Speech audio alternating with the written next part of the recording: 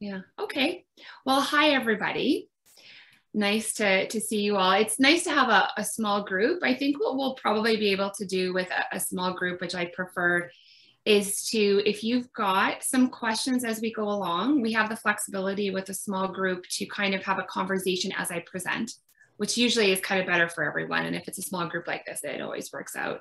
So I will just say, if you've got something as we go along, leave your mics muted for now, but if you go into the reactions at the bottom of your Zoom screen and raise your hand, that will give me a little sign that you'd like to ask something, and then you can just unmute and do it that way, because my experience is that the last 20 months have been an epic stress injury for many of us, for everybody on some level or another.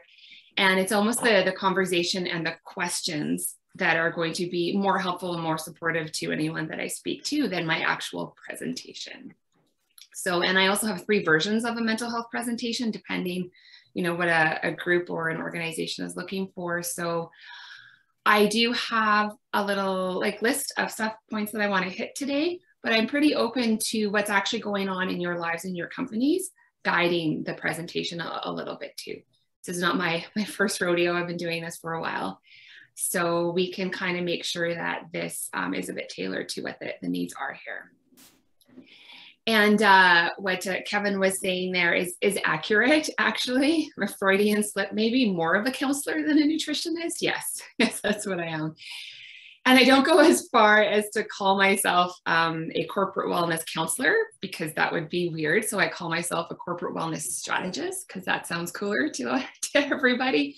But I'm actually a company counselor, let's be honest. That's what I do. And I'm good at it. So I do help a lot of people. And then, of course, also a presenter. I'm at a safety conference tomorrow, actually, up here in Canada, doing a couple things and a keynote. So the topic we'll start with today on mental health is the question, is it an illness or an injury? And I'm probably most likely going to touch on some things about mental health that you have not necessarily heard before, almost certainly not heard all put together before. So my background as a nutritional therapist and the counselor that I actually became from doing that, and all the countries and the cities that I've worked in, just gave me a broader, more integrated perspective on all of these things. We don't experience feelings or emotions or mental health without our body. Those things don't exist without neurotransmitters being created in our body and fired in our nervous system, and without things happening to our immune system and our digestive system. So when we start to look at the last 100 years of what we've kind of done to our health and our wellness, and the rapid pace at which our society has evolved, I like to come at it from the story of what's happened, and to talk about the injuries along the way to our lives that we're living now. Because just for some questions here, if you want to put up your hand on this, so I kind of understand who's here a little bit. How many of you are, I assume most of you are managers or execs, am I right? I'm pretty sure, but I just want to make sure. I've got 5 presentations this week, so I don't want to get you all confused. And some of you are in any kind of leader or supervisor, anything like that. Yeah, oh, sorry, my thing here just went beep. Okay, so what you have for sure seen, as Kevin touched on, is in your personal lives and your work lives, you've seen an increase in mental health struggles because of 20 months of all of us being in somewhere in between a low grade and a high grade stress response. How many of you have been to a presentation on mental health? Again, just so that I know who I'm speaking to, where you were actually taught what happens in the brain and in the body when people are stressed? No? Okay, well, you're in for a treat today, because here's what's really important. What's happening now, and I just got a message this morning from a safety company in Nova Scotia, is now that things are starting to kind of settle down, but we're dealing with all this stuff, like what you're dealing with right now, the new legislation. Do you call it legislation in the States? You'll have to excuse me. I may have some incorrect language. Well, it's since it was promulgated through OSHA, no, Yeah. we call it a regulation. It's Regulations. Okay. Let's yeah. use that. Let's use that word If today. Congress were to establish these guidelines, then they would Then do it it's the legislatively. Yeah. Okay, cool. So you've had we're all dealing, and it's happening in Canada too. We're all dealing with these regulations and legislations and trying to navigate all of that, which honestly just sucks because we just trying to come out of this pandemic. And now we're dealing with like this new pandemic of conflict, division, new rules. That's not fair. States and provinces want to sue the government. And I'm just like, can we get a break from all of this? Because now you got months of this stress ahead of you too. And regardless of what your view is on it, if a rule comes down, you got to do what you got to do. And then you also, as a leader and as someone who's working in this field, you have to navigate it for yourself. You have to help your people navigate it.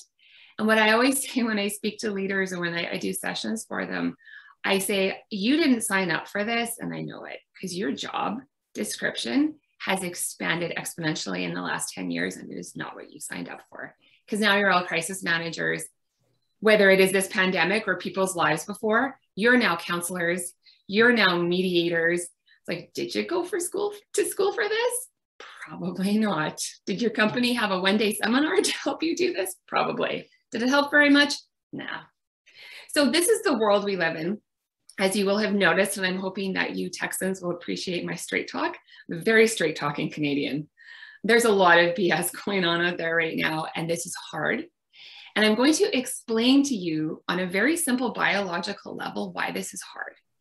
And this is important because, as I was started to mention before, companies of all shapes and sizes that were maybe looking at doing some wellness before 2020 are now looking at it and going, can this save us from what is happening? And there's a lot of calls and a lot of requests coming in to talk about these things.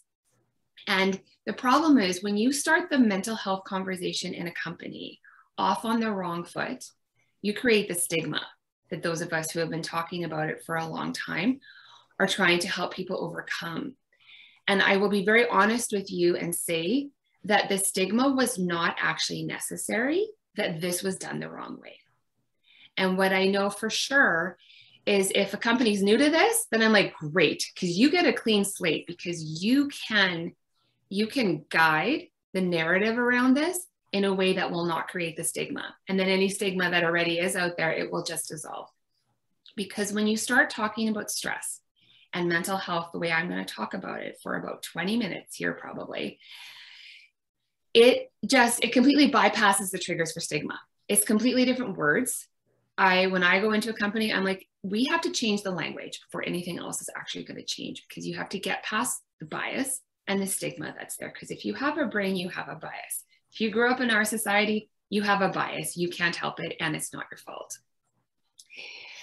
So what I'm going to do is I will go into my PowerPoint here, and we're going to talk a little bit about the stress response and a few things like that. Does anyone have, just from what I've said, is anyone kind of, because there's not a lot of people on screen, so it's a little hard to read the reactions. Are we going in the right direction? Do you want to talk about this and learn this stuff? Just go like this or put your hand up.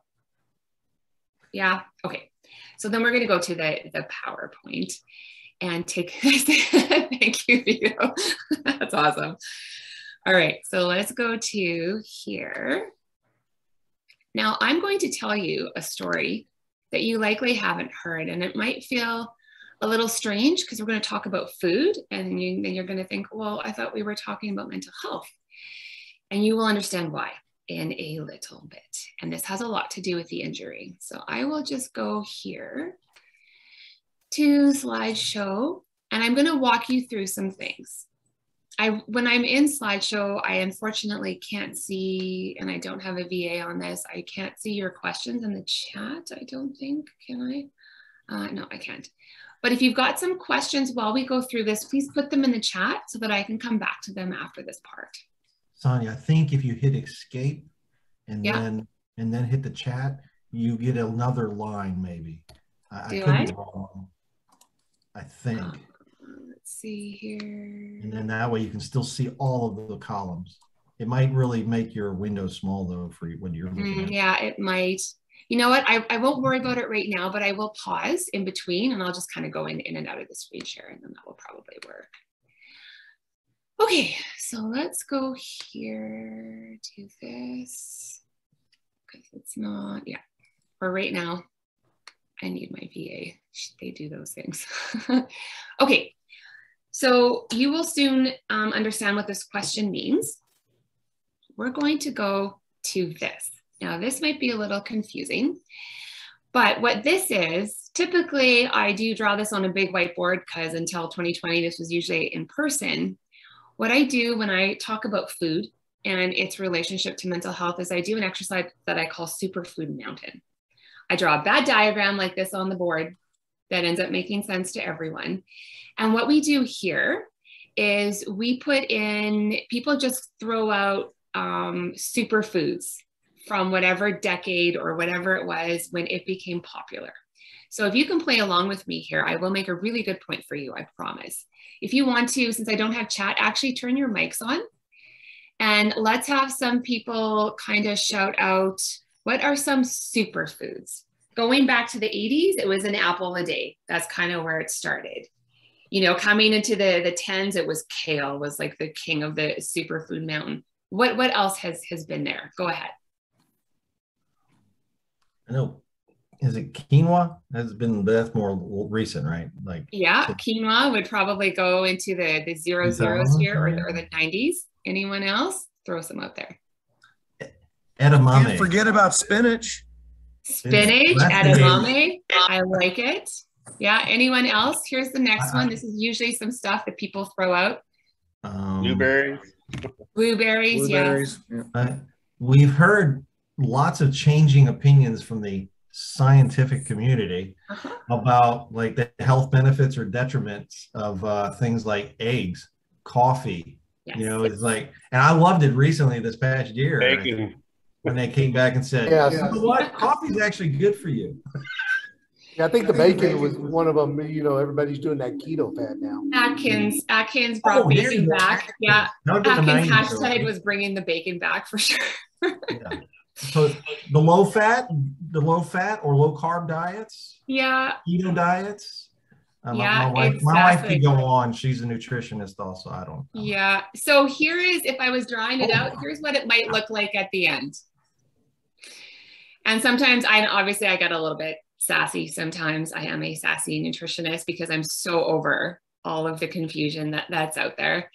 And so the funny thing about coffee is I have I have an article and I can put the link if you're interested in the food part that literally describes this exercise.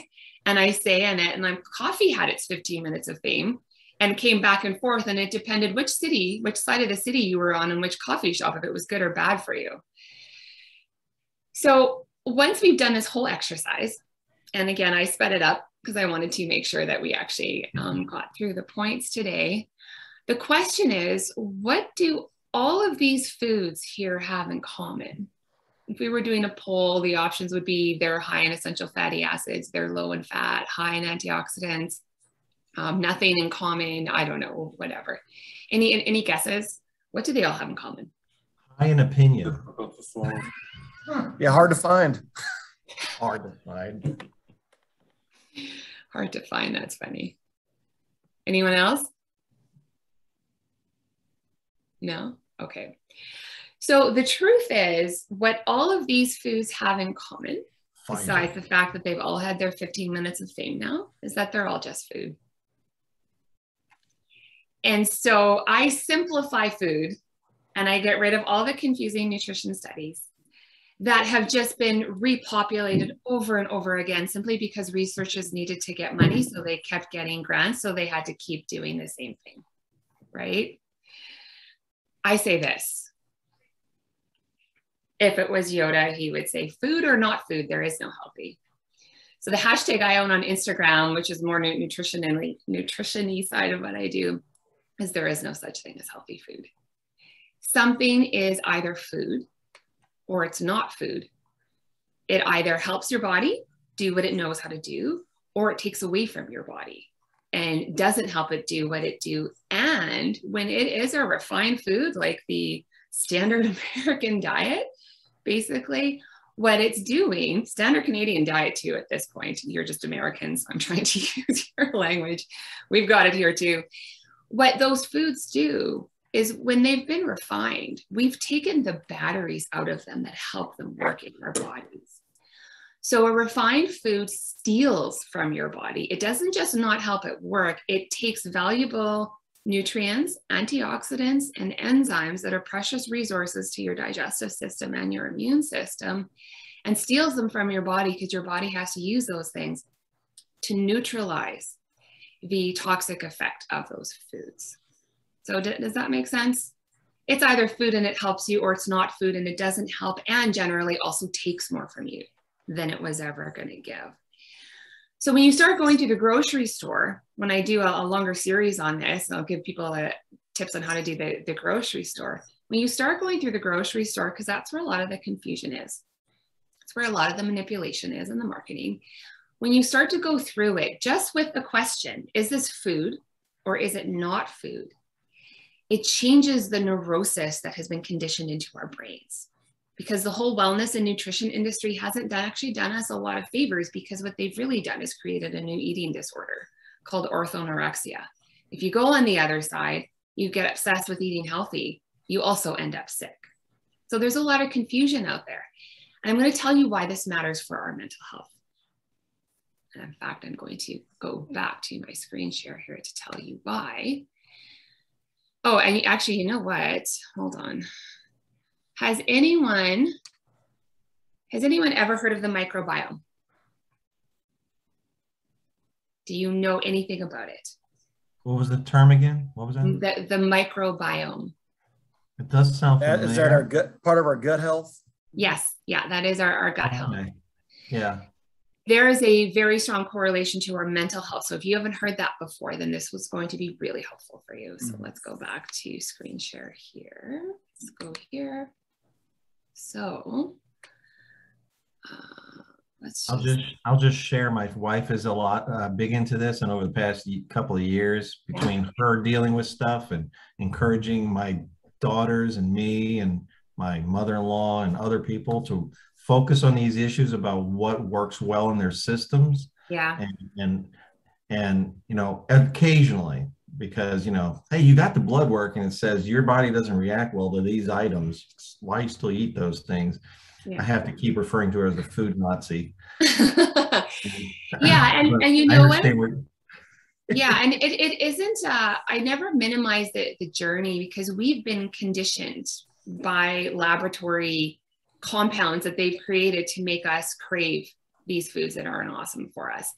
And we have a physiology that if it moves into survival mode, it craves the sugar and the stuff that isn't bad for us because it thinks it needs that hit to survive.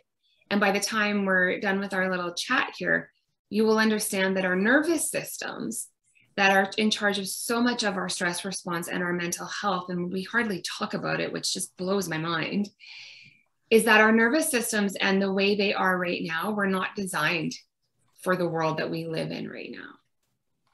And that goes a long way for removing the stigma and changing the conversation. So we'll get there. But I want to talk about this thing. We make 90% of our serotonin in our gut. Our microbiome makes this for us. Now, I'm not putting this up here because I'm going to explain the complicated arrows and colors that are here. I just want you to look at this and understand that our microbiome is very complex, and we've only really started learning about it the last 2 years, and its association with our immune system, with our mood, and our nervous system. But the reason why the food stuff is so important is because the thing is, no matter how much talk therapy that you do, or mindfulness, or meditation, or exercise, or whatever it is that we do to kind of help our mental health, if you don't have the building blocks that your digestive system and your body needs to put the happy neurotransmitters together, and meaning if you're eating a standard North American diet, you're not getting those building blocks, then all of these modalities and therapies that we are trying to do to help our mental health that are designed to evoke those neurotransmitters in us and create those moods in us, they aren't going to work if we don't have the building blocks to make the end product that they're trying to make. Does that make sense? And then if our microbiome, which is all the little flora, we are 70% microbiome and 30% human. Did you know that? We're mostly bacteria. And they have a tremendous impact on our mood and our immune system. And food is information. If you think of the microbiome like a computer, food is data that goes in and tells it, the program, what to run and what to do. So the more vegetables you eat, the more proper information your microbiome gets to create the neurotransmitters, the immune system state, and the state of your mood. And this is the point where people's brains are like, why is this not part of the mental health conversation? We'll talk about the why later if you want to, but I want to make sure that you get the information that's super important here. So these little critters with the food that we eat make serotonin, which is a happy hormone. They make sure that we have the building blocks for dopamine.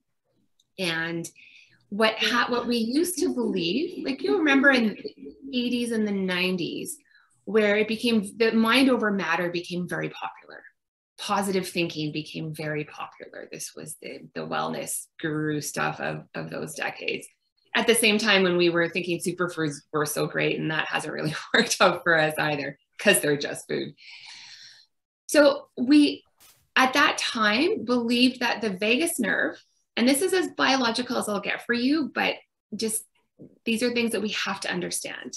As a wellness strategist, if I go into a company and I help them put together a targeted strategy after an assessment, you will not get away with not educating people on the basis of the nervous system and the microbiome, because these are the ways that we can solve all the problems that we have right now. So we used to believe that the vagus nerve, which runs from our brain all the way down to our gut and our immune system that's down here, because most of our immune system is down here too, which is why the microbiome is also so important. We used to think that most of those pathways ran down, that they were one-way streets. The brain, mind over matter, told our body how to be. Does anyone know what the actual truth of that was? No? The truth is most of the one-way streets go the other way. You've heard of the gut brain or the gut brain axis. Our microbiome here, based on our environment, the stress that's coming at us and our stress response, based on the food that we've eaten, and some of the programs that we have running in our lives and in our heads and the thoughts that we have, they send messages up to the brain and tell us how to feel. And that is a game changer when you're looking at food, because then it's like, is this food not just going to help me be less tired and have less inflammation and therefore just have energy for a whole day? Is this food information for my microbiome to help my brain know that I'm okay and that I feel okay? Does that make sense? So this is really, really, really important stuff for where we are headed as a society, and especially after the last 2 years. So I'm gonna pop out of my screen here. Actually, no, you know what? Are there any, I'm gonna pop out here for a second. We're gonna talk about the stress response a little bit more. Are there any questions right now with that, or any aha moments? Because that kind of helps me tailor this to what's going on. Any thoughts?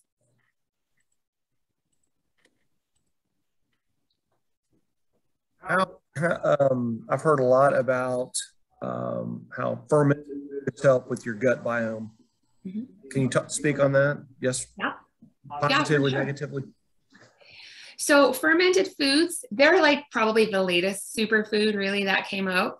If there is anything that is super for us right now, that's all necessary. It would be fermented foods because our microbiome is so damaged. So we haven't really talked about the damage or the injuries yet, but we're getting there. Fermented foods like kombucha and tempeh and miso, sauerkraut, all those kinds of things. Essentially what fermented foods are is they have been pre-digested for us by bacteria. And that makes the bioavailability of those foods really high and really easy for our microbiome to absorb. And they are low in sugar because the bacteria has eaten the sugar and left behind something that is easier to assimilate in the digestive tract, if that makes sense. So yes, kombucha, sauerkraut, literally, if you have digestive issues and you start drinking some kombucha and forcing yourself to like have a tablespoon of sauerkraut or something like that every day, you are feeding the correct information to your microbiome. So yes, fermented foods are excellent. You just have to be careful that it really is a properly fermented food and not just another wellness company trying to profit off of the latest buzzword. So there's always that, because that's one of the reasons we're in the tricky spot that we are and why food is so confusing.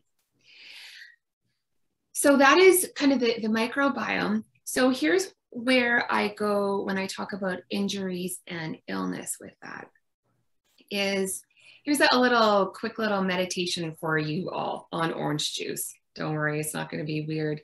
But if you can just for a second, I'm going to demonstrate something for you. Close your eyes just for a minute.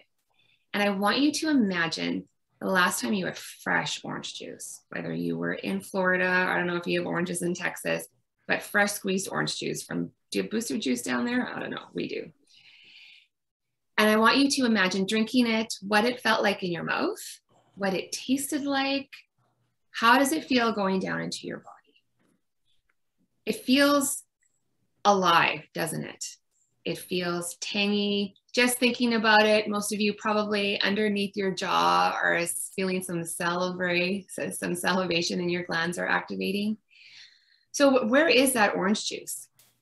It's just in your mind, right? It's not real. That thought of the orange juice triggered a response in your body that produced chemicals for something that it was expecting. So on that level, our mind has a lot of influence over our body and the things that happen. So it's not that that mind over body part was wrong. It just wasn't complete. But now here's where the injury to our food supply comes in. After that orange juice, remember how good that was? Now I want you to pretend that you are having a glass of Tropicana. It just doesn't taste as good, does it? Feels a little less full of life going down your throat, a little more sugary. Not awesome. Now I want you to have a glass of Tang. Imagine drinking a glass of Tang. Ready to be an astronaut. No, I'm kidding. You're what? Ready to be an astronaut. I'm sorry. I'm not old enough. You don't know the reference. Yeah, to the moon with all that sugar. Yeah. So now, just to be mean, because I used to do, when I did these in person before 2020, we would actually taste them. I would have them ready beforehand and we do the real taste test. And then I would make everyone have a little bit of Kool-Aid. Totally mean. What does the Kool-Aid taste like? There's nothing in that that's going to help your body. And even just by tasting and smelling it and thinking about it, you know that. Because your body knows. And the magic that comes when you start realizing that you don't need another nutrition study to tell you what to eat, that your body tells you all the time, and you just start to listen to that language, everything changes.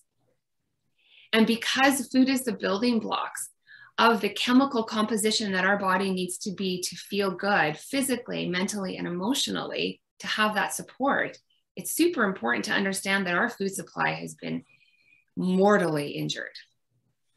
And if we don't start eating real food to supply the foundation for our body to just do what it knows how to do, then we're in a lot of trouble. And we have ended up with an injury to our mental health because of it. And it's a very different way to look at it, because then you are looking at it from, my mental health is injured because the food supply has been injured. My microbiome has been injured by overuse of antibiotics, not knocking them. Have we overused them? Yeah, we have. And we have microbiomes that have been half killed off by too many antibiotics, some of us. We have a huge increase in C-sections, and a natural birth is how the mother passes the microbiome down to her child. And if you have a C-section, that doesn't happen. If you breastfeed, then it can still happen. But if there isn't a lot of breastfeeding, like it wasn't very popular in the 80s, so there was a massive gap in the microbiome transmission from those generations. And from a lot of C-sections, you get your parent's skin microbiome instead of your mother's digestive system microbiome. And what they're starting to find is autoimmune conditions are developing because your immune system doesn't have the right biota. And just to be I don't want to be too graphic, but they are doing now fecal implants of microbiome in people and curing some of these chronic diseases. You in the States are further ahead on that than we are here because our health systems are different. You're doing more of that, but that's how severe the injury has been. And if that's what regulates our mood and our mental health, like it's just, can you see how it's such a different way? If you're in a company and you're looking at the rising medications and the IBS medications and the stress leave and all of the medication costs that are coming your way after this pandemic is over and we all move into exhaustion, how are your people and everyone going to recover from all of this if they don't know this information? And that's, that's why this stuff is so important. Any questions there before we move into the brain and the nervous system? Just one I was going to ask. A lot of companies, they have some kind of a ancillary effort related to their health and wellness, safety, health and wellness programs, whatever, where they try to encourage changes of lifestyle and encouraging people to diet and exercise. Of course, sometimes the diets are a little off kilter anyway, but exercise. How does that kind of stuff, particularly the exercise part, I'm just talking a moderate level of get your butt out of a chair and, walk it or something. How does that play a role in what you're talking about in improving the overall health of the individuals? So the overall health of an individual can be helped by those things, by changing diet, basically just eating more vegetables. Like Michael Pollan, you have a fabulous food guy down in the States, Michael Pollan. He sums it all up by eat food. And by that, he means real food, which I've just defined for you. And he said, eat food, mostly plants, not too much. Doesn't say don't eat meat, right? Because a lot of our food problems in that are even not necessarily what we added when we started eating more meat. It's what that displaced. The extra meat and the extra sugar displace the vegetables. So it's not about, go ahead. Well, I was going to ask, you keep mentioning vegetables, which is great. Yeah. And I wish my kids ate more of them. But you're not necessarily talking about what we got farmed out to us during the 50s, 60s, 70s and on, canned processed vegetables, right? That's not what you're referring to when you say eat more vegetables, correct? Yes, right. And that also depends on the demographic. There is a lot of disparity. A can of vegetables, if that's all you can afford, is still better than a can of Heinz tomato soup that's full of cornstarch and sugar, okay? So it depends who I'm speaking to. I've done this at an HIV day treatment center, so with very low budget. So that depends what the demographic is. But yes, I'm talking about fresh vegetables or frozen, because the speed at which they freeze things now preserves a lot of the nutrients. And literally one of the strategies, I'm doing something for one of our big mobile internet companies up here in Canada right now. One of the most helpful things they found, because you got to make food simple for people. All I want you to do is add one more vegetable at dinner. Just start there. That's it. Maybe a vegetable you haven't had very often, because that automatically displaces something else and feeds your body a little bit more and takes away just a little bit of the cravings for other things, if that makes sense. And just Michael one other Pollan on comment. Joe Rogan. Okay. Oh, sorry. Go ahead, John. John, go ahead. I think I saw Michael Pollan on Joe Rogan a few times. Uh-huh. So he was talking about, same thing you're talking about. Yeah, he's awesome. Like if you want a book on this, his book In Defense of Food, when I read that, I was so happy because I've been talking about that stuff for 10 years and I'm like, oh good, he wrote the book. I'll write about something else. In Defense of Food is a great one for the food stuff. So before I move into the stress response, which is key for our conclusion here, any other questions before I move into that? I was just going to add a comment that I think something that would really play into what you're talking about is an effort to go more local. When you talk about some of these food items, especially trying to go like to farmers markets, other resources that are more locally grown, but whatever, it's farmers markets that I'm accustomed to actually utilize. You usually have a lot of stuff from the nearby farming communities, so that could be pretty helpful, I guess. Yeah, it's a lot fresher, and I'm not saying it still has dirt on it. I'm just yeah. But honestly, if there's still a little dirt on it, it's going to last longer in your fridge, so it's actually quite all right. I'll just have yeah, I always tell people I'm not a big advocate of organic because that's just scary for a lot of people. No one even knows what that is, and it doesn't, like there's just all this controversy about it. I'm like, if you can afford organic, great, but a lot of people really can't. So like, don't focus on organic. See if you can know who your farmer is. Like that's what I have here. If you can know your farmer at the farmer's market and you know what their practices are, that is your best way to know what you're actually eating. And it's accessible to most people because there's farmers markets everywhere. And then just to finish commenting on the whole concept of health and wellness programs in companies, I am a bit of a wellness rebel, so to speak, because what I have read and makes a lot of sense to me is there's a lot of companies that have been doing wellness programs for a long time and they're ditching them because they aren't seeing the impact. And the reason that that's happening, and what I say when I go into strategy meetings, with someone. Sorry? Who was someone? I don't know where that article is, to be honest with you. I did a safety thing with Safeopedia. I don't know if you've heard with them, but someone was referenced in an article. And I have talked to some companies that are really doubting their wellness programs because they aren't seeing the impact. And I'll tell you why, because I have been predicting this as well. Because most wellness programs have a lot of wellness washing in them, so to speak, which is no one's fault. And it wasn't intentional. But if you're safety people, so you are advocates probably for what I'm about to say, is that slapping a wellness program on a population that is so tired and suffering so much at home, it's only the people that are already taking care of themselves that are usually participating in it. And if you can't figure out how to help your employee, because your participation rate's 10 to 12% tops. Not my first rodeo. I've been doing this for a while, because that's the percentage of the population that's actively taking care of themselves.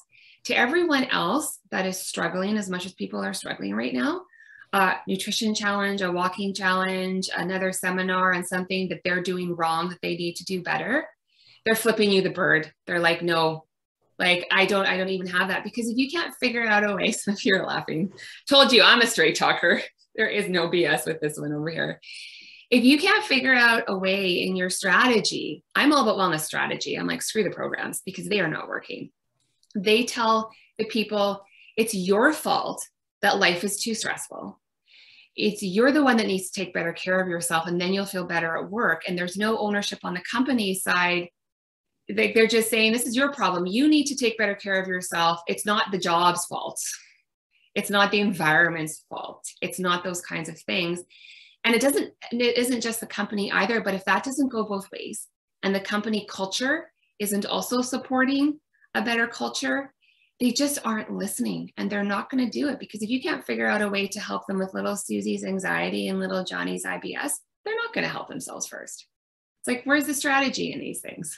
I don't want to get on a pedestal about this stuff, but this is why I speak about this stuff. And if you have a mental, I don't know what you have down there, but a mental health first aid class that teaches, certain things that you can say and have people go for a walk or do some breathing, none of that is targeting the stuff that I'm talking about, which is where the problems are actually coming from. So a lot of wellness programs are mostly Band-Aid solutions. They are being sold by brokers, and they tend to have little to no impact. So when a company says we're thinking of ditching it, I say, good. Do you want some help with this strategy? Because it's going to look completely different. So any questions on that? I kind of went down a rabbit trail, but that is the premise of most of my work. Any questions on that?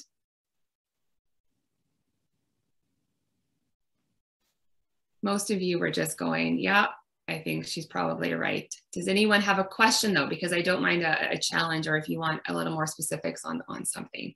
If you've got a wellness program and you have a question, I'd be happy to answer it. Anyone? No? Okay. So that you're all thinking now. You're all like, oh, because that's usually what happens.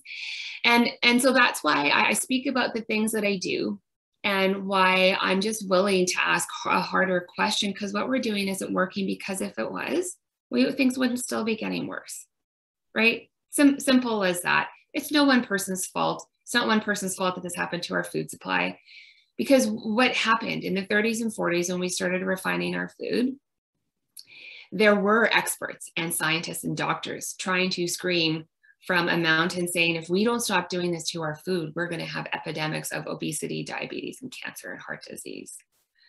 Oh, look, it happened. And the reason is why, because our tendency to want to blame and point fingers doesn't help us find a proper solution, because this is where we are right now.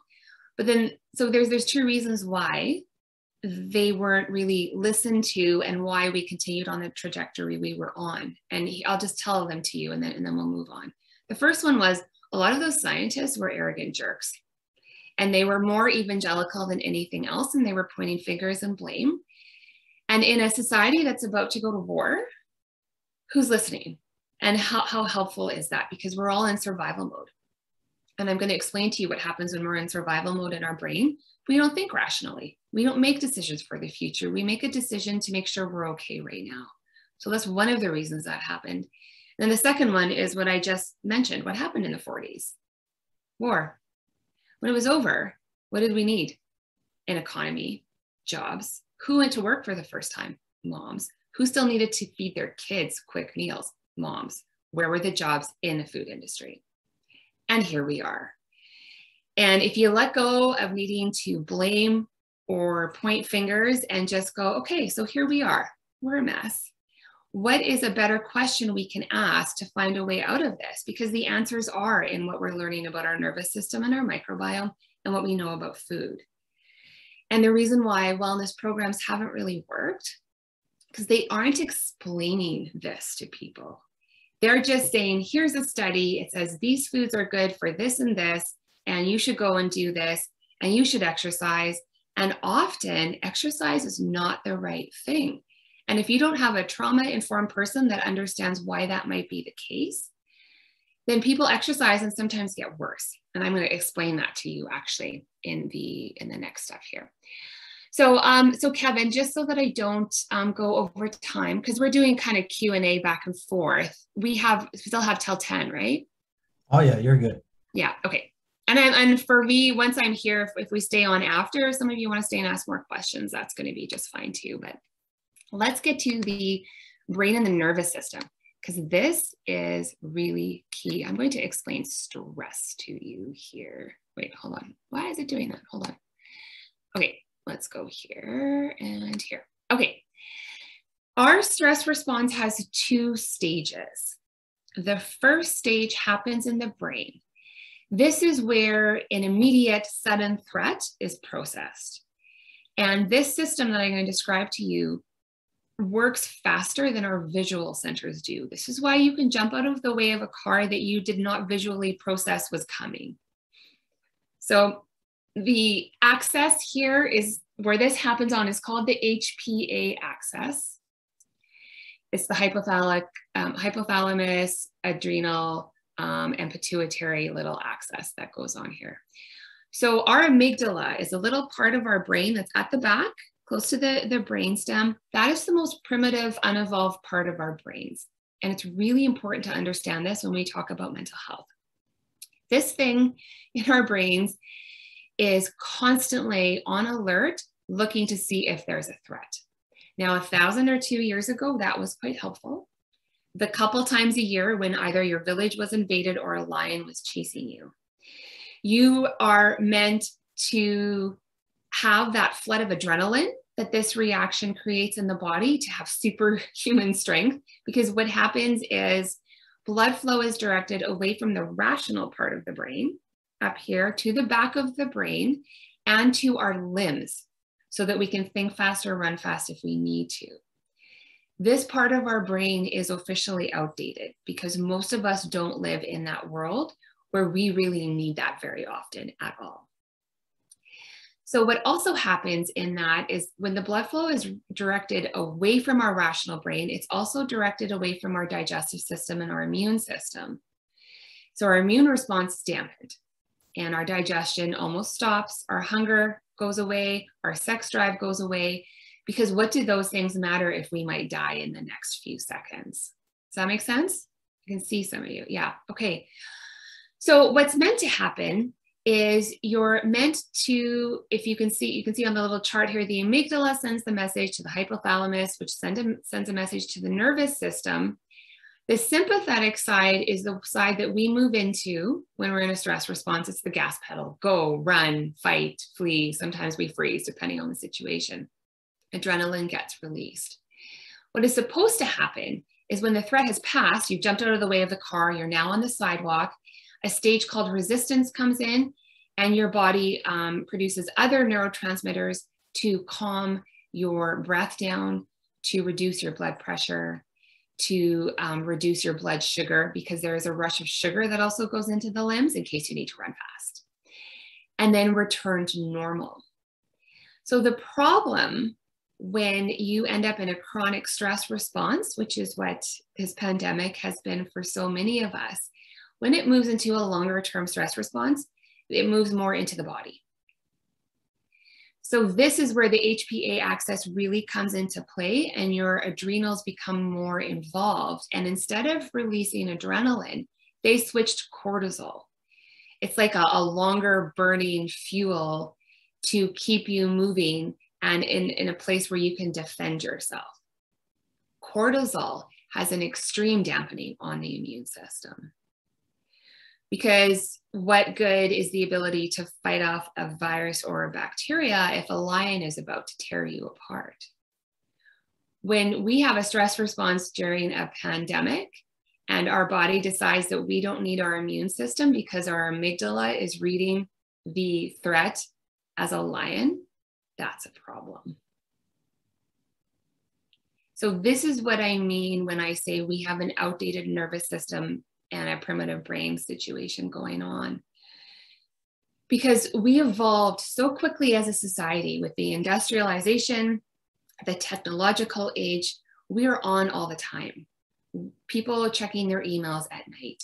An angry email from a boss or a colleague, a fight with a loved one, all of some road rage that we either feel or we encounter from someone else, all of these things send us over into the sympathetic nervous system, into the stress response, and we have an overblown physiological response to what the reality actually is.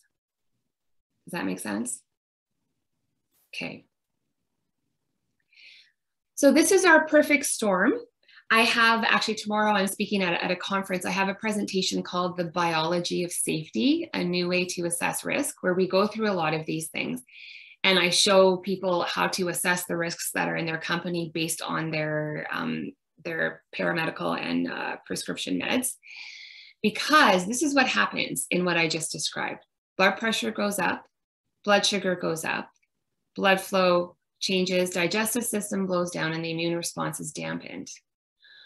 When we're in this stress response, chronically low grade for a long time, what systems of our body go, do you think? What medications do we end up on? Let's put it that way. Alcohol. Oh, well, hey, yeah, no, it's true. Because alcohol dampens this response and pushes you over into the parasympathetic nervous system. So when I talk about these things, I'm very empathetic. I'm like, yeah, if you have a lot of coffee in the morning, which creates anxiety because your body treats it like a nervous system stimulator and can give you anxiety, you're going to need the alcohol at the end of the day to bring that down because that's what it does. So we've done this to ourselves. I just like, do you really have anxiety and a low mood at night? Or have you had so much coffee and you're on this yo-yo back and forth and then you need alcohol to bring it all down? So that's a one of the questions that I'll ask in a more focused session. So this is the perfect storm of the last 20 months. And this is why I am getting a lot of calls to do these things and to speak, because even if you haven't heard this stuff technically before, you all know that there's damage, whether you know exactly what it is or how it happened. I'm just explaining to you what you already know. And so you're going to have in your companies, blood pressure, blood sugar, IBS medications are going to skyrocket in the next couple of years if people don't know how to come out of this stress response, because cortisol is corrosive to the digestive tract lining. This does not help the microbiome out either. Go ahead. Question related to what we've been experiencing over these last number of months, right? Yeah. With the pandemic. Taking away all the arguments that went on from various people arguing about what's efficacious or not. Yeah. You know, this year, early on, lots of people had the opportunity to start getting the immunizations and getting vaccinated, whatever, for however the different brands work, how well they are, how they work out. Yeah. But here's my thing. Going back to last year, now I've always considered myself fairly healthy, no underlying conditions, followed a lot of the protocols wherever I went, but as often as I could get away with it, I never bothered with masks. I'm like, I hate these things. And a lot of that's personal opinion, but I know there's some issues actually with wearing masks as a prolonged period of time and not having masks that even work properly anyway, but take that away. It's just wearing masks of the wrong type and stuff, and you're not sanitary, etc. There's some issues there. But this year, you've gotten vaccinated. You're protected as you're going to get. Socially distancing, you stay away from people that are actively coughing and sneezing at you. Yeah. Whatever. It drives me batty. But my whole family's been, except for my youngest son, he still hasn't gotten vaccinated or anything, but we've all had exposures to COVID, maybe multiple times, where we've gotten a little ill, whatever. Yeah. And, but everyone's been vaccinated. Oh, there you go. See? And then, my two daughters, however, still, every time we're going out in public, wear masks. Now, as far as I'm concerned, I don't hound them. Every now and then, I just direct question at them. Why do you still wear the mask? Yeah. Because my opinion is that is causing them to be stressed. Okay. So yeah, not going out in public, not wearing the mask. It's going out in public and having to freaking wear that stupid mask, is my opinion, is making them stressed out. Yeah. Go ahead. Sorry. So yeah, and I can speak to that really based on what I just explained to you, because what you didn't know coming into this session is that you were going to be a bit trauma informed, possibly for the first time by the time we're done. So here's a few things on that. And for me, as someone here where I am, who's kind of a little bit kind of like local famous, and I do stuff with companies here and do events and stuff like that, I have to be very careful about the conversation that I facilitate in for the public discourse. I was a little surprised when the pandemic hit how many people were looking to me when all that stuff started happening. But what has probably irritated me the most about the pandemic, despite, I've got my personal opinions and preferences and those things, the discourse and the language used by leaders in North America has made my head want to blow, I won't swear, up. Because it's just, we have one of the biggest problems. There's more, and we won't get, there's no reason to debate any of this because it's just so obvious. Our leaders are not trauma informed. They don't understand how to guide the language in a way that does not create division. Facebook didn't help. We all know that. And so it made me crazy because I'm looking at it going, if you don't use a more inclusive, empathetic language, you're dividing people. You are putting people in a stress response every time they go on social media. You are dampening their immune response during a pandemic. Just like, stop. Because that's what happens. Our immune response was dampened by all the stress and the way these things were handled. Empathy, even if it still delivers the same rules. Empathy and language and delivery of a new regulation can change everything. It can change the public discourse, it can change the conversations people have. And where I'm going with that is on the mask stuff. Once you've been in something for a long time, do you remember the old Walt Disney Cinderella movie, whether you watched it or your kids watched it? Do you remember Gus the Mouse? Do you remember when he was running from the cat and the cat put a teacup over him? And when the threat was gone and the cat was gone and Cinderella lifted up the teacup and he was safe, he just kept going like this because he was stuck in his stress response.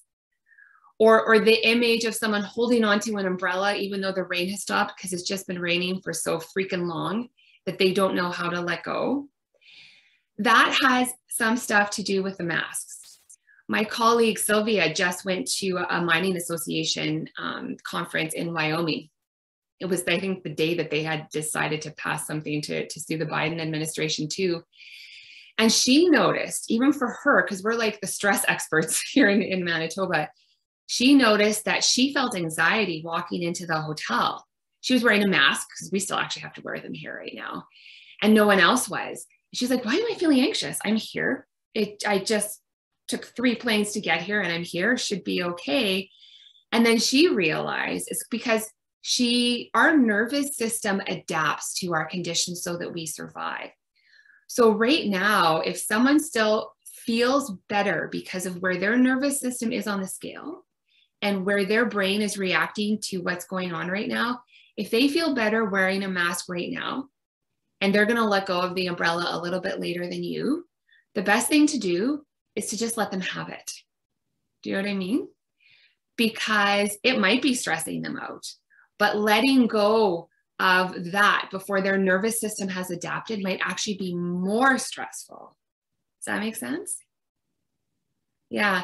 And so that's just, it's this, knowing these things, it's a very different way to have conversations. Like if companies are, we can talk later because we're almost done here. I just want to do one more thing. If you navigate the conversation right now, if these things become rules, which we can talk about later, like I can literally give you some tips on navigating those conversations and how to do it to make it easier later. Because if you know how to bypass the triggers that we have in our brains, and if you know how to create some empathy around these conversations, it changes the way people frame it in their own minds, and it changes what happens to their own individual stress response around it.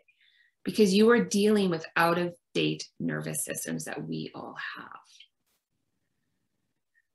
So that is, it's, you know, if you like some of this stuff I'm saying, you can totally just connect with me on LinkedIn because I am like a wellness rebel. I just posted today on don't start talking about resilience right now. Like, are you kidding me? There's no space for resilience right now. We need to restore, rest, and recover. Then you build resilience. Not now. It's biologically impossible. So that's a little bit of my attitude there. So what I wanted to do, any questions on that? And then I've got one more thing I want to talk about.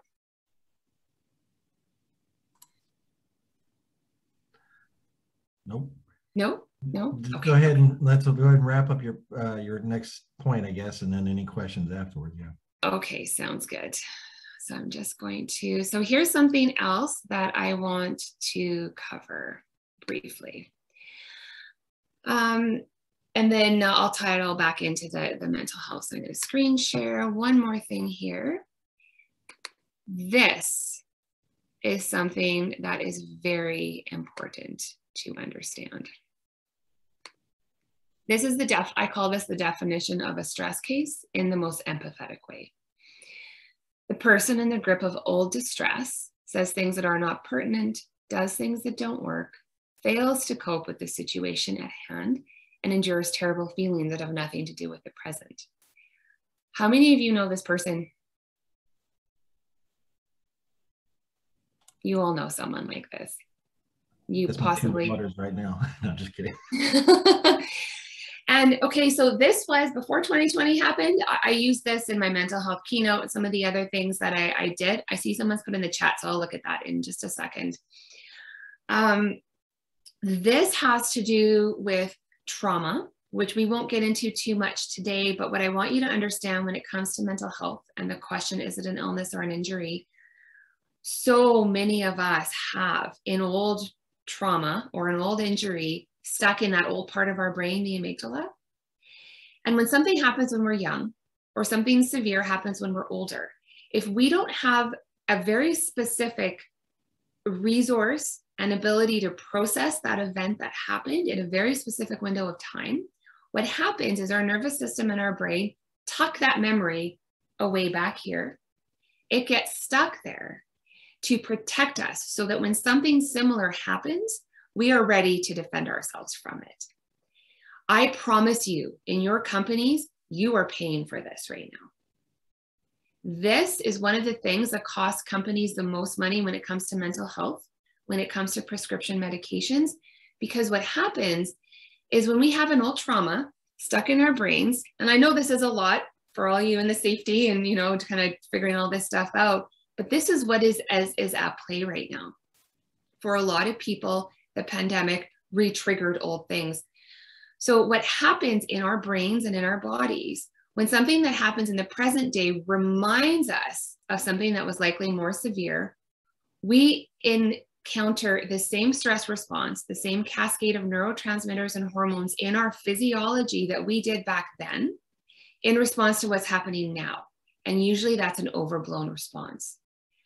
So that is why in the mental health conversation, it's a really, really important question, because that is so much of what you are experiencing in your rising prescription costs and in your stress leaves.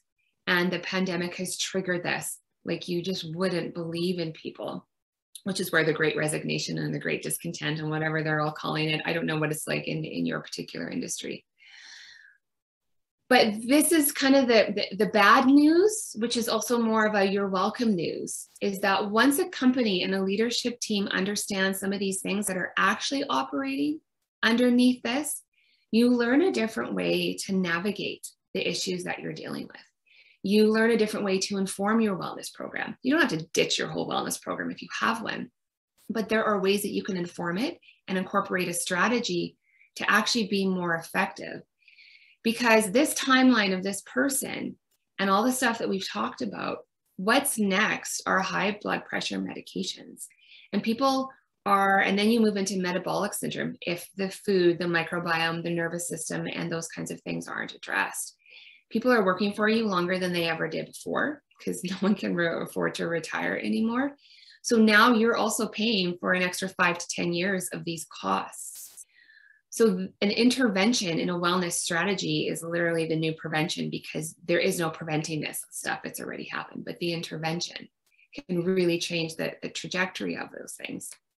So when we talk about, I'll just leave it here, the difference between an illness of an injury, the reason that it can dissolve the stigma around mental health and actually help you as a company culture or as a team navigate these things is because at the bottom there, an injury is hurt, damage, or loss sustained. The last 20 months are an epic mental health / stress injury. And if that's the conversation in the office, in the culture, out on the field, and you're talking about it that way, what do you think the chances are of people actually saying, yeah, I'm kind of struggling with this injury, instead of saying I'm struggling with my mental health?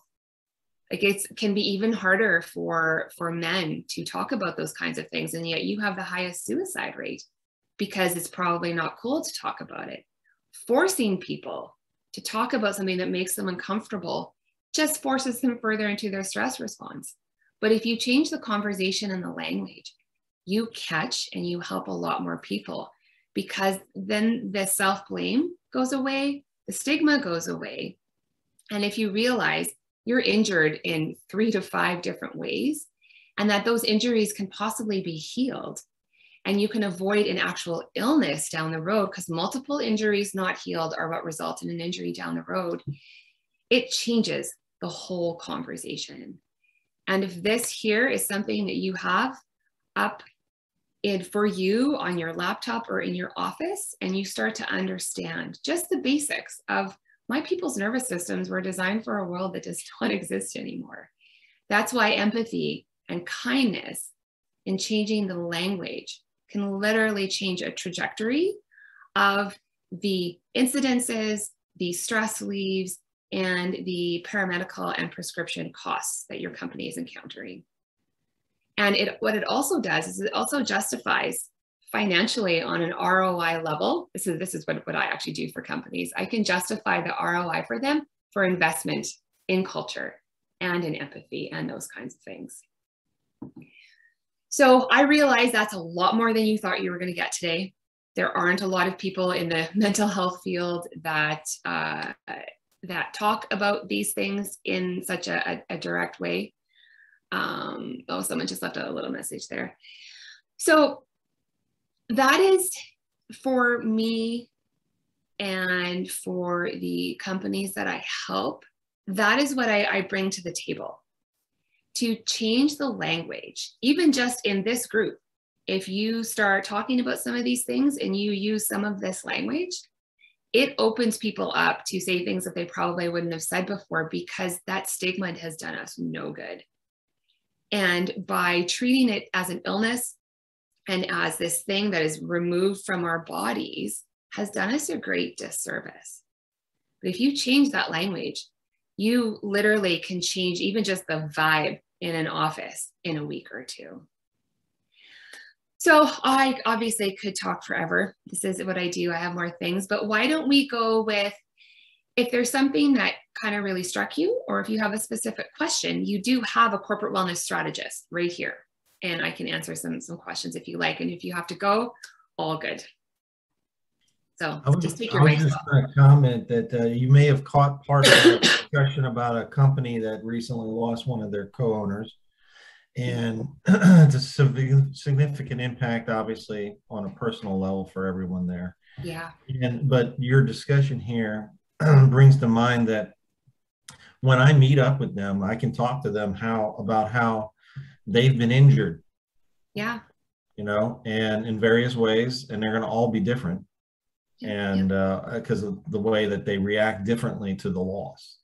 And that it could be helpful to broach the topic of how are they handling it? What are they doing to recuperate from that? Because there's going to be a recovery period, and it varies for everybody. Yeah. Anyway, anyone else have any questions or comments to add in? It can be a little off topic too. I covered a lot. I threw a lot of stuff out at you, so you can pick on anything. It's fine. My comment is I like the idea of changing the language, the terminology used. If we can frame certain things using different words, it can change the way people think about it and are open to discuss it. And I think it's been a discussion more the mental health side, the injuries that we've sustained over long periods of times. Gosh, we're even in my married life group, we were discussing this topic on Sunday. Yeah. So there's, we're all, I don't know what's middle age these days anyway, right? We're kids in high school, college, and we're better be 55, otherwise I'm in trouble. That's right. Yeah, well, I'm almost 52. So anyway, there's a lot of no one discussed this stuff over the years, and it was just one of those things that we have more tools at our disposal today than our parents and grandparents did ever. And so, but what I'm seeing is that, wow, but people say, well, we've had more instances of mental health issues. You go, no, it's never changed. We're just talking about it more. It's open. So yeah, and the last 20 months inflamed them, literally and figuratively. Yeah. The stress response, the cortisol, inflamed our bodies, and then inflamed all of those symptoms. And I'm finding myself not wanting to, putting the phones down to just kind of unplug and just not respond. I've got a friend that he never answers his text messages. He's in the world of the internet world, the world of internet, right? So he unplugs and just does not, he just puts his phones away, and I may not talk to him for 4 or 5 days when hey, here's the response to your question or your comment. But I think we could do ourselves a favor. And, there was a gentleman that was on a show the other day. He takes a Sabbath from electronics, a day of rest from electronics, which I think, this just adds to the stressors. And because, as you mentioned, the social media has become a divider more than a uniter. Yeah. Yeah. And honestly, if we had a full day workshop for the whole team, I would go into the social media and the phones, because once you understand their impact on the nervous system and the microbiome and the brain, and how that relates to safety and to productivity, then literally everyone's like, okay, we need a company policy on this. We need our people to not be looking at work in the evening, because that's actually costing us money and incidences and stress leave, because of the impact that the screens, over dopamine from the social media and the stress response from the arguing and all the stuff that's out there. It literally, once you understand it from a biological perspective, it literally can change a company policy, because no one can argue with biology. And that's the island that I always go to. My big thing is called the biology of cost and ROI. Once you explain that to a leadership team, no one can even argue. And they're like, well, that makes the most amount of sense. And then I turn the biology back into the costs before I even look at the benefit and paramedical usages. And then I tell them exactly what's going on in their company based on average ages and males and females and departments. And then we go to their actual numbers, and I'm right. I've already told them what's in their benefit packages based on these things, because the biology never lies. And that's the whole thing of the way to reduce the stigma is to take it down to biology. We all have an amygdala.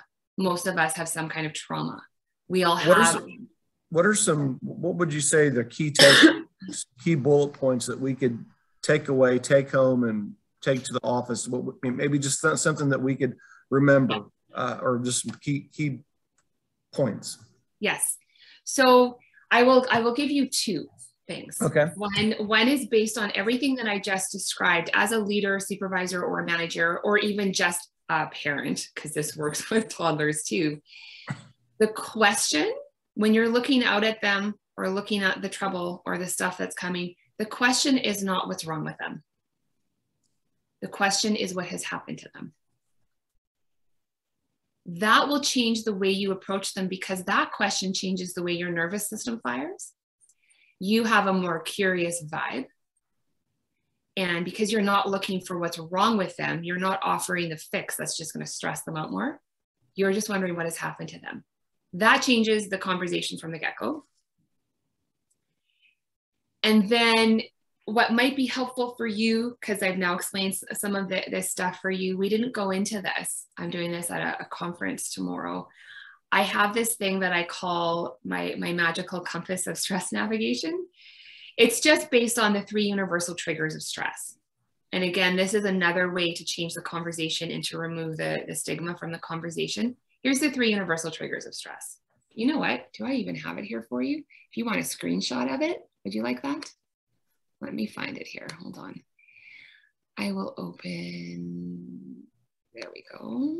I'm going to open something here and share it with you, and then I'll explain it. Because if you like this, then you can grab a screenshot. I will dutifully try to make this a vignette to share on the YouTube channel. Sure. So here, I'm just going to share a screen of a different presentation now, and then you can take a screenshot of this if you want. Here it is. I had my designer do this up for me. I'm going to explain this to you and how this can help you as a leader or a parent, because this works with my little kid too. Okay, got it? 3 universal triggers of stress are loss of or uncertainty, lack of information, and loss of control.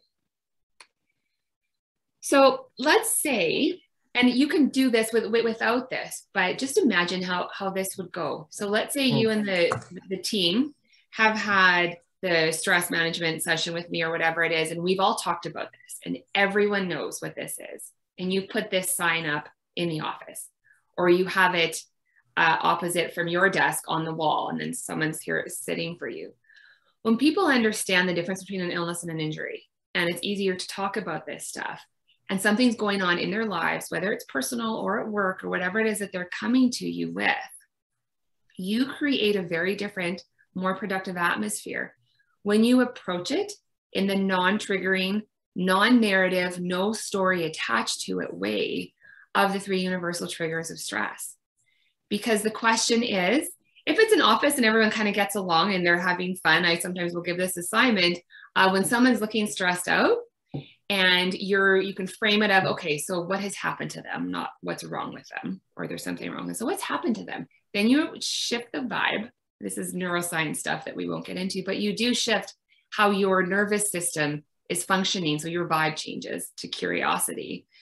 And then you say to them, so which of the 3 universal triggers of stress are you experiencing right now? And can I help you with any of them?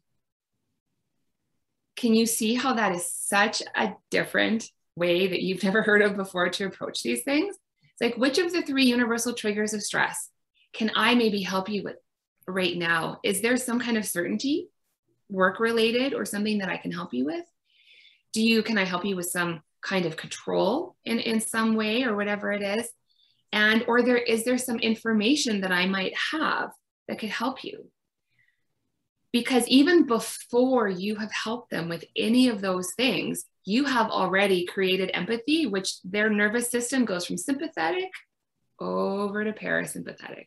The blood flow returns to the front part of their rational thinking brain, and they're now able to have a productive conversation with you. And you didn't even also, even with your coworkers, you may not be a manager, a coworker or someone you may know, you can then identify that they may not say they're stressed, but you can identify that, if you know what something happened, maybe they loss of control, maybe they lost a sale, maybe lack of information, something, one of those 3 things, you're like, okay, this person's in a stressful situation. I know what happened to them, but they don't have to tell me I'm stressed out, or they're just quiet about it.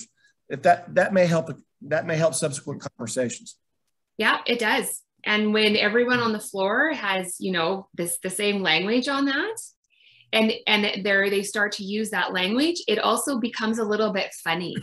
Nothing moves you out of the stress response like a little bit of humor, where it's like, oh yeah, I'm totally in a stress response right now. I need to do something to move me over into the parasympathetic side, or whatever the words are that they use for it. This kind of stuff literally can transform a group, because this this just automatically translates into their home life, into their 3-year-old, where they're literally starting to understand the neurobiology of this 3-year-old, not what's wrong with them or they're doing something wrong. It's like, what has happened that has put them in a stress response? How can I give them certainty, information, or some kind of control where I'm still the boss to move them out of their stress response so that they have access to their rational brain, which is not fully developed, and I shouldn't think that it is, right? It changes parenting. I have had the easiest time with my kid because of these things, because I know where her brain development is, and I don't expect her to be an adult, and I know how to quell the 3 universal triggers of stress for her without spoiling or making her, bossy and stuff like that. Because when you work with the nervous system, the kid has a healthy nervous system, you're not going to have behavioral problems, likely. There's always extremes. I'm not talking about, some of the cognitive and actual, stuff that's out there and the conditions. But if you have a healthy kid and you are focusing on helping their nervous system develop properly, and if you're a leader, or you even just have colleagues and you're in a group, that half the time you're actually dealing with a triggered 7-year-old when someone's being unreasonable, even though they're an adult, because of that trauma thing I talked about in the brain. The person in the grip of all distress reverts back to whatever that thing happened and loses some of their rational thinking. So Yeah, I hope that was helpful. I'm sure that you will go through the week and think about a lot of this stuff, and it will probably change the way you see people. So I hope that it does. I appreciate your you coming on and presenting this information. It's new information. Some of it's like you said, your body, like we're talking about food, your body, just listen to your body. Yeah, because it does actually know, and we have to get reacquainted with that language, and it can take some time, but just start with one thing. Just start with more vegetables. That's it. Just start there, because then your body will respond to that. And then that will help you know what the next thing is that your body would like. So it takes the pressure off. Wanted to thank you very much for your time, Sonia, today. As John already mentioned, good information. I think we had a nice crowd. Hopefully everyone got a lot out of it. And we'll be sharing a little bit for a brief period of time on the YouTube thing. At some point, I'm going to have to get in there and work on all that. If anyone needs to reach out to Sonia for any other further business or discussions, whatever, I guess they should just look you up on LinkedIn and connect that way, correct? That's a really good way, because you're also going to get more of this stuff from me because I post about it. Okay. My website is the whole Avocado, but I'll just give you my thing here. If you want to connect right now, then I know it's all of you, and then I will just accept your connection. I've already reached out. Oh, you got it already? Okay. Okay, good. I will. I found you. but yeah, like that's, I'm not here to overly promote myself. I wanted to offer something to you today. But yes, if you think that there's something more, or you'd like some strategy or consulting or something, that's what I do. And I have all kinds of different presentations to help teams. So yeah. I'll probably, if I didn't already, I'll probably just share the link to your page in LinkedIn. Okay. On Steps. That way it'll be there. Yeah. Yeah. All right, guys, I gotta go. I'm gonna sign up. We're all gonna have to wrap it up here. I want to close out one little thing for next meeting is going to be December 21st, and I needed to highlight with everybody.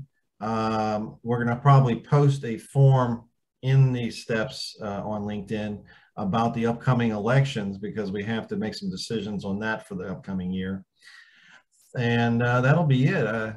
Charity, you'll be able to wrap this up at the same time. Everyone. Yeah, I just wanted to show my face to say, Sonia, this was one of my favorite. Like, I didn't have my camera on the whole time, but I loved this, and thank you so much. Like, it was really, this is the stuff I love studying. It's super helpful. It parallels with my own personal journey in so many ways. So I'm really, really thankful for this today. Good. Well, thank you for saying something. That's good. Yeah, definitely. Wanted you to know I was here and I was listening, and I took so many notes. So wow. Thanks. Awesome. I'm glad to hear that, because Charity, most of the time we never see you, and I don't know that you're getting anything. I'm always like hidden back here with like all my papers and all the things I'm doing, but I'm just super, super, super thankful. I was like texting my mom. I was like, you need to listen to this. So my whole family is really into this pathway journey. So anyways, right. Well, you guys have a great week, and thank you again.